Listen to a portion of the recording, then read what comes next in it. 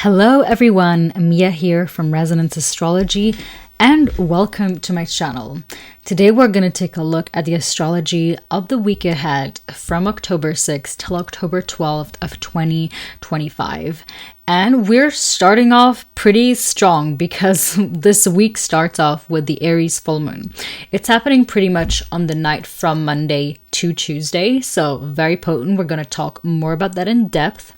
We also have Mercury entering Scorpio, so conversations are shifting to get more intentional, more focused. And there's also like a midweek Taurus moon that kind of like softens the energy. And then by the end of this week on Saturday, we have Venus opposing Saturn. So these are kind of the highlights that we have this week. And we're going to start off by talking Monday, Tuesday, because this really like sets up this week, or it brings it to a culmination. Maybe that is the better word choice here. And this full moon in Aries is ruled by Mars, a Mars that is currently in the sign of Scorpio in a very powerful position. Mars has its domicile in the sign of Aries and in the sign of Scorpio, so it really kind of hits it home. And it's also really forcing us to kind of confront, with Aries, with Mars especially, there's always this energy of confrontation, to confront something. And it's really, this time, it's asking us to confront what is draining our energy. Where do we need to cut cords? Where do we need to set firmer boundaries? And where do we need to act with integrity to create the life, we want to live, essentially. And this full moon, I feel like it's interesting. And I'm going to shout out a fellow astrologer here, Chiara Stellar. They posted something on their story about basically kind of setting this up as a hero's journey. Because this full moon is not just really bringing us back to the new moon we had in Aries this year, which, by the way, was an eclipse.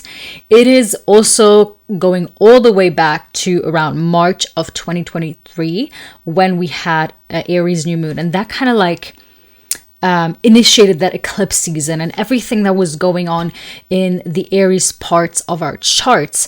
And this is like the culmination point of that hero's journey we have been undergoing with the moon's energy, what the moon was doing there and what the eclipses have been doing there, more so in the year of 2024.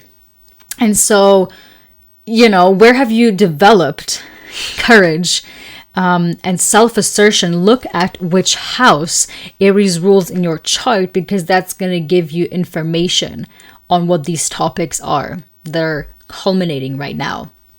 And we also have Mercury entering Scorpio. Actually, Mercury enters Scorpio before the full moon perfects. And so everything is shifting into like thinking more deeply about things, having more piercing conversations, just really wanting to have something real and something honest. I think Scorpio really symbolically shows that when we look at nature and when we look at, again, in this case, the northern hemisphere, when Scorpio season is, which is not right now, but we're still going to use it as a metaphor because it's happening soon. But when you look at Scorpio season, what is happening outside in nature?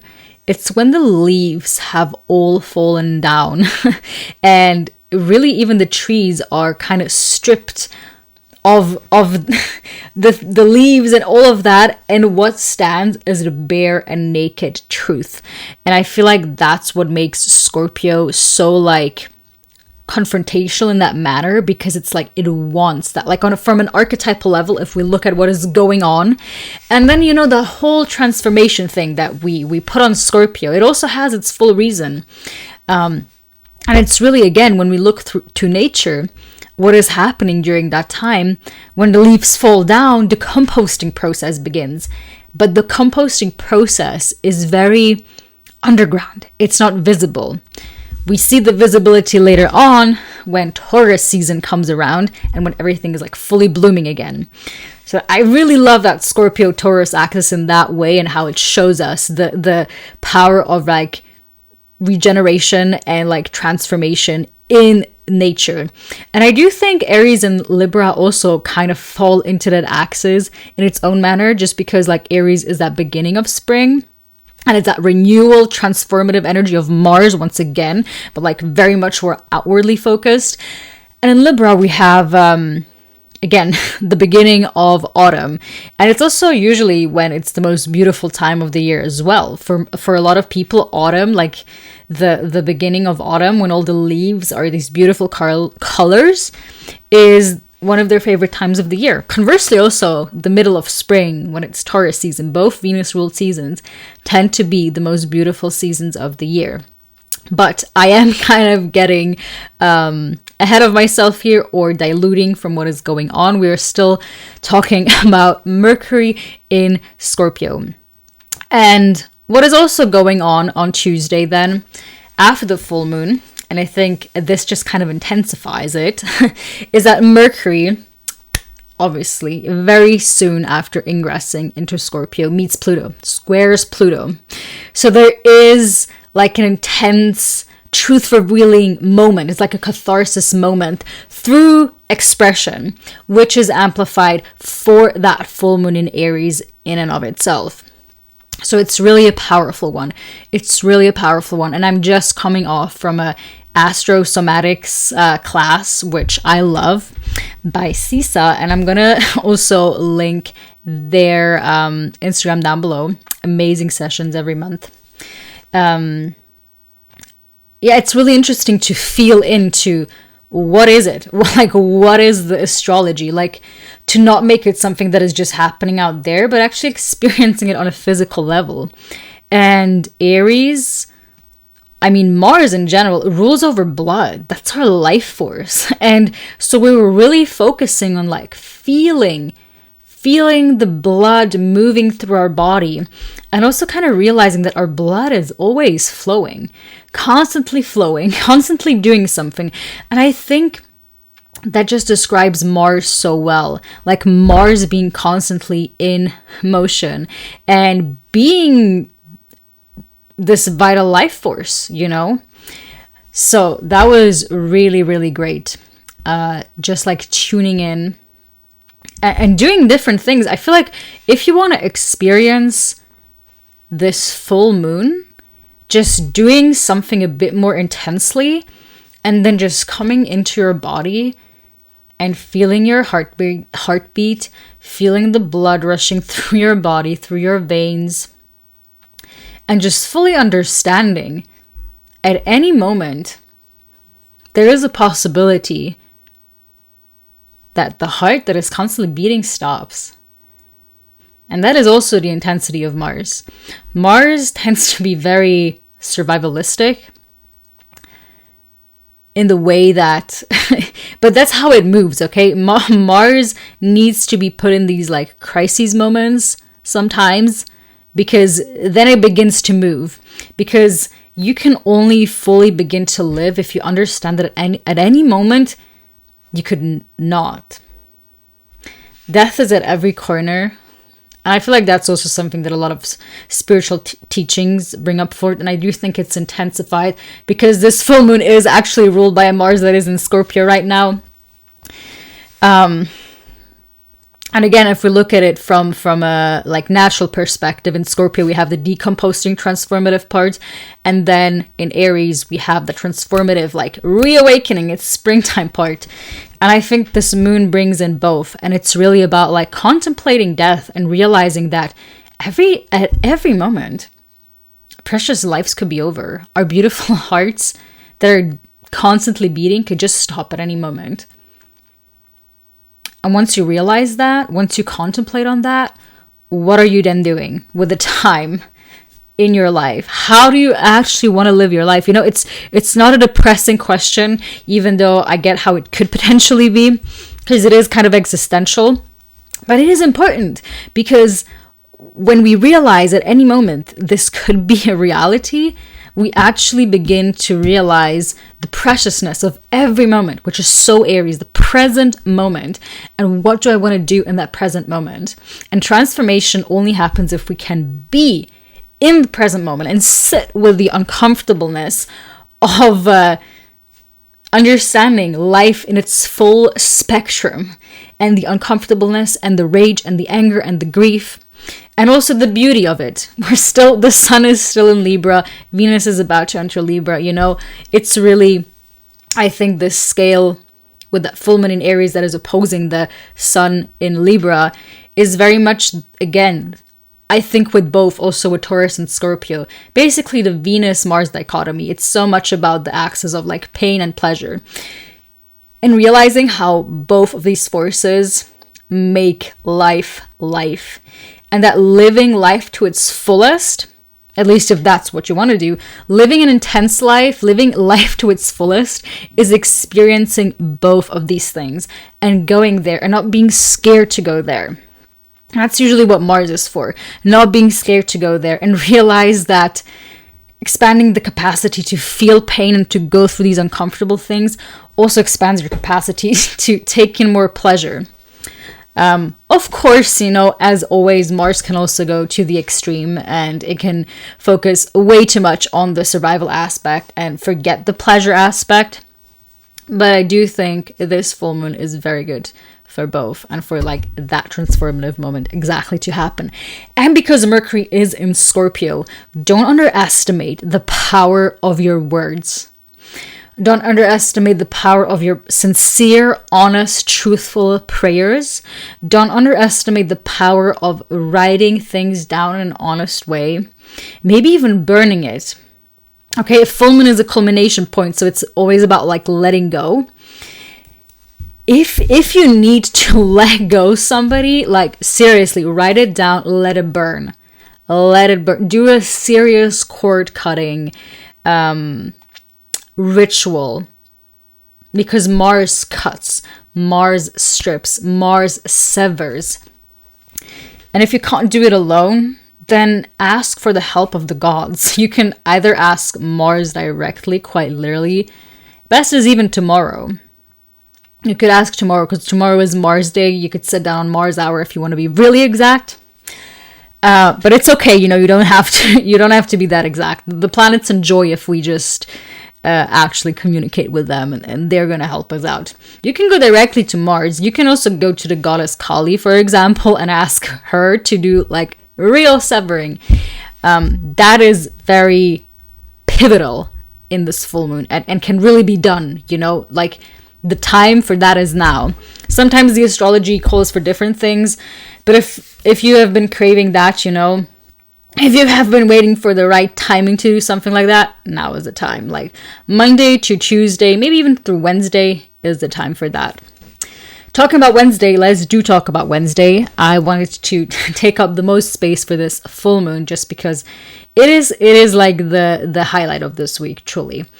On Wednesday then, afterwards, the moon shifts into Taurus, which is a bit of a stabilizing force, but I will say that moon in Taurus, of course, immediately also is opposing Mercury in Scorpio and squaring Pluto in Aquarius. So there is a bit of a T-square that is formed here. So we'll say it is a bit of like a afterwards, it definitely like much more stabilizing, grounding force. We also have Venus in Virgo sextiling Jupiter in Cancer on Wednesday, which feels very auspicious, and it feels like the pleasure part after this full moon. It's like if you go there, if you do the uncomfortable stuff, now you get to do the pleasure part. Now you get to do the practical, like being kind, being graceful through like either offering service to others, but also to yourself, like filling your own cup and like real emotional sincerity. Both of these ones, like Virgo and Cancer, very service-oriented signs. So yes, that's what we have for Wednesday. Interesting day, because like it starts off a bit like with a temporary tension between like, the comfortable part and like the truthful part, but then really it wanes down, and I really like that. On Thursday, there aren't really any major transits happening, and then on Friday till Saturday, We have Moon moving into Gemini, waning gibbous phase. So, we're integrating the insights that happened around the full moon beginning of this week. And we also have Venus in Virgo opposing Saturn in Pisces. This is the last opposition in this particular cycle. Obviously, Venus is going to oppose Saturn pretty much every year. But in this constellation, Venus being in Virgo and Saturn being in Pisces, not going to happen in a long time again. Not until Saturn moves again into Pisces, and that is like an almost 30-year cycle. So, and this is happening at 26 degrees. So it's very close to that last eclipse we had, that solar eclipse we had in the sign of Virgo. Because that was at 29 degrees. So it is also, we're piecing up bits and pieces from the eclipse story of that Pisces Virgo axis, okay? So, yes, themes, I guess, with Venus and Saturn, there is always a theme of like being accountable in like, how much responsibility do you want to take when it comes to your relationships, when it comes to your like setting your values and how you are with money, things like that. And also the maturation. You're probably realizing the maturation process that happened when Saturn moved into Pisces for the first time, right? Because we're in that last stretch of Saturn being in Pisces right now. We're really reaping up all the lessons that Saturn has been bringing up in Pisces. And Saturn moved into Pisces back in, well, actually, also March of 2023. So there is definitely a big theme around March of 2023 that is like culminating this time around. So do think back on March of 2023. What was going on in your life? Because there's like a lot that's going back to that moment. So yeah, there's definitely a sense of like closure or evaluation of your effort and yeah, what is enduring and what is kind of like standing the test of time and what needs to dissolve, like Venus, Saturn is really about like what stands the test of time. What are the values that stand the test of time? What are the relationships that stand the test of time? All of that. It will depend on which houses it's occupying in your chart, of course. And then on Sunday, October 12th, Moon moves into the sign of Cancer, and we do get a bit of emotional rest here.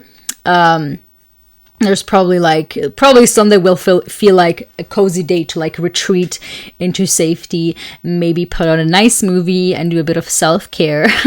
So this is kind of how the week ends, and let's do a brief preview for next week because on next Monday, Venus will move into Libra. We love that. Venus is coming back into also her domicile sign, so she's going to be powerful. She is going to be powerful. But of course, as we know, everything that moves into Libra does an immediate opposition to Neptune, still in Aries, and trining Uranus and Pluto. But we're going to talk about that next week. We also have Pluto stationing direct next week. Okay. Interesting little fact. And we have the Sun in Libra squaring Jupiter in Cancer next week as well, which I think is really gonna like balance our sense of like justice and optimism and like our emotional truth. So we are going to talk about this next week, of course. So guys, this is what I have for you. Tomorrow, we are gonna actually sit down and film the Mars episode for Meet the Planets podcast. But this episode isn't really gonna come out until December once Mars enters Capricorn, its sign of exaltation. But we really wanted to harness that, powerful Martian energy that is just currently in the cosmos. So that's what we're gonna do. And there's gonna be some Mercury things coming up. And this is kind of what I have for you guys right now. Let me know down in the comments how you're doing, if you feel like doing that. Liking this video absolutely helps more out than you know, and subscribing, always appreciate it. And I post a lot of things on Instagram as well, so following me there, also worth it, So I am sending you guys a lot of love, and I'm gonna see you soon. Goodbye.